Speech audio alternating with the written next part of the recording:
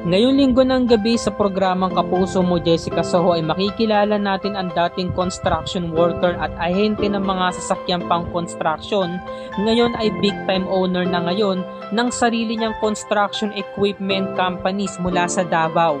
Ayon sa istorya, ang hirap ng buhay namin noon. Sa bangin pa kami nag-iigib ng tubig, nag-aaral kami noon, nakapaalamang.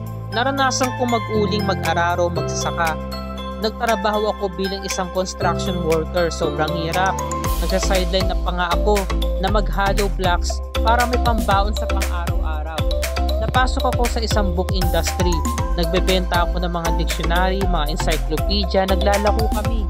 Doon ko nakita yung sarili ko na may pera pala talaga kung masipag ka o marunong kang dumiskarte sa buhay. Kaya nag-invest ako, nag-buy and sell, naghirap, pinagpaguran.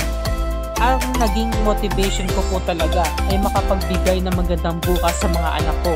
Gusto ko rin makatulong sa maraming tao at makapagbigay ng maraming trabaho sa mga nangangailangan. Ito ang makulay na istorya ni Mar. Mamayang gabi mga kapuso ay sabay-sabay tayo may inspire sa kanyang istorya at malalaman pa natin ang detalye at hihimayin natin kung paano siya nagsimula from rags to riches.